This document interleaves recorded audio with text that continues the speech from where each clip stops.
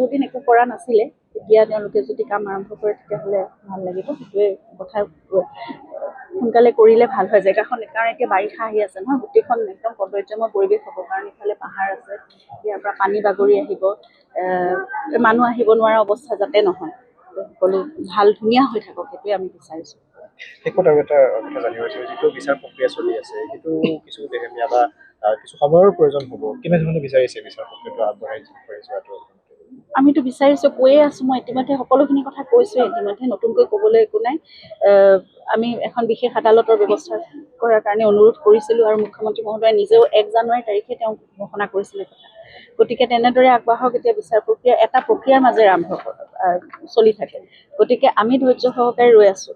কিন্তু মই ইতিমধ্যে কৈছোঁ যে কাৰো যাতে জামিন নহওক আৰু পানী নসৰকাকৈ বিচাৰ সম্পন্ন হওক, সকলো দোষীয়ে শাস্তি পাওক।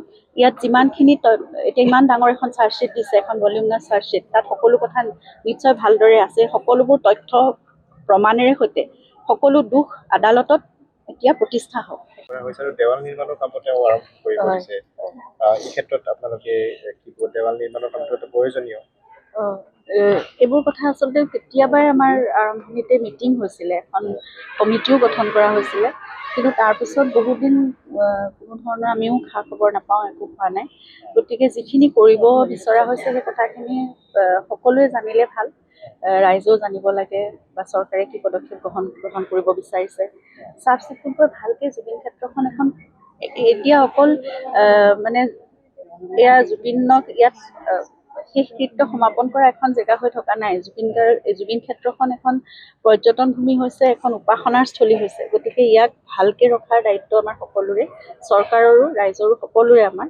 গতিকে কি ধৰণে কৰিব বিচাৰিছে তেওঁলোকে যদি মানে কথাখিনি ভালকৈ জনায়, আৰু সেইদৰে আমি যদি আগবাঢ়িব পাৰোঁ, সোনকালে যাতে কামবোৰ হয়, সেই কথাটোত আমি সকলোৱে বিচাৰিছোঁ, আচলতে মনৰ পৰা বিচাৰিছোঁ। আপোনালোকৰ লগত আলোচনা কৰিছিল বা কেনেধৰণে নিৰ্মাণ কৰা হ'ব?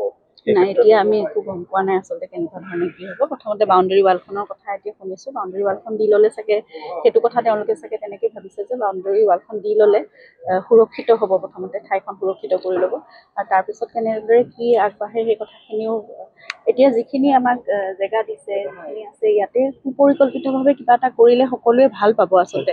আৰু আজিৰ কথা নহয়, এয়া অনাগত যুগ যুগান্তৰলৈ, 50 বছৰ 100 বছৰলৈ যাতে এই ঠাইখন সকলোৰে, অনাগত যি প্ৰজন্ম আছে তেওঁলোকেও আহি যাতে ইয়াত কিবা এটা পায়, কি জুবিন গাৰ্গ কোন আছিল, কি হৈছিল, ইয়াত কি কৰিছিল, এই কথাবোৰৰ যাতে আলোচনা চৰ্চা সকলো ইয়াতে হ'ব পাৰে, আৰু তেওঁলোকে দেখিবলৈ পায় জুবিন গাৰ্গৰ কৰ্মৰাজিৰ নিদৰ্শন সকলোবোৰ যাতে ইয়াত পৰিস্ফুট হৈ থাকে, তেনেকুৱা এখন ঠাই হ'লে আমি সকলোৱে ভাল পাওঁ।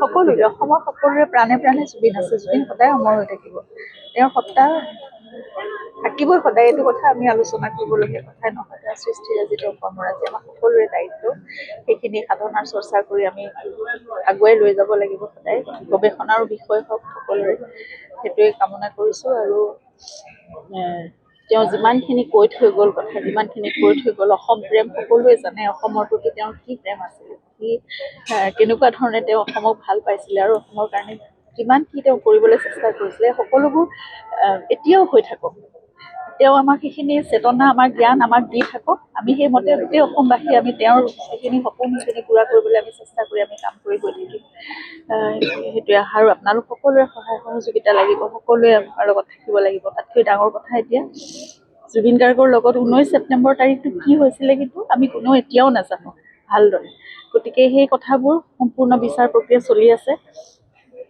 সেইবোৰ একদম খুব পানী নসৰকাকৈ বিচাৰটো হওক, খুব স্পষ্ট হওক, সকলো কথা ওলাই পৰক, সকলো কথা ফাদিল হওক, দোষীয়ে শাস্তি পাওক, আৰু বিচাৰ প্ৰক্ৰিয়াটো একেবাৰে মানে যিমান চাফাকৈ হ'ব পাৰে তেনেকৈ হওক, কোনোৱে যাতে এতিয়াও জামিন পোৱাৰ কথা, এইবোৰ এতিয়া তেওঁলোকে এইবোৰ যিখিনি অভিযুক্ত আছে সেইখিনিয়ে এতিয়া বেইল পিটিশ্যন দিছে, ডিschargeৰ পিটিশ্যন দিছে, কিবা কিবি কোৰ্টত চলি আছে, গতিকে এইবোৰ কোনো ধৰণৰ জামিন পোৱাৰ বা কিবা কেতিয়াও নাপাওক, শাস্তিয়ে পাওক ডাইৰেক্টলি, আৰু যিমান কঠোৰতকৈ কঠোৰতম শাস্তি হ'ব পাৰে সেয়াই আমি জুবিন গাৰ্গৰ কাৰণে কৰিব পৰা কথা আছে। জুবিন গাৰ্গ আমাৰ স্বাভিমান, সকলোৰে আৱেগ, গতিকে সেইখিনি আমি অসমবাসীয়ে যদি জুবিন গাৰ্গক দিব নোৱাৰোঁ তেতিয়াহ'লে আমাৰ কাৰণে ডাঙৰ বিফলতা গোটেই আমাৰ জাতিটোৰ বাবে। সেইকাৰণে আমি সকলোৱে সেইখিনি কৰিবলৈ আমি মনৰ পৰা ভগৱানকো প্ৰাৰ্থনা কৰিছোঁ, আমি সকলোৱে চেষ্টাও কৰি আছোঁ।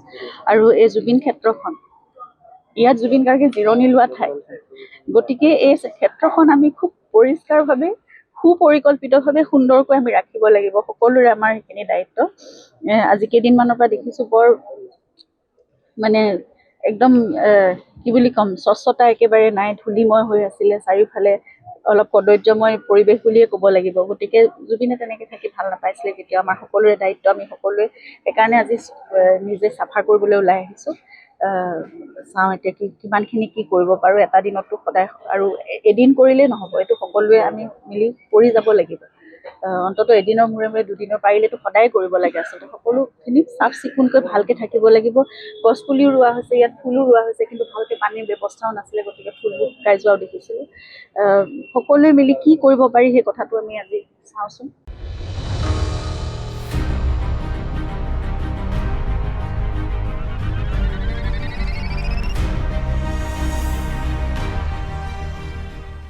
কালি মুখ্যমন্ত্ৰীয়ে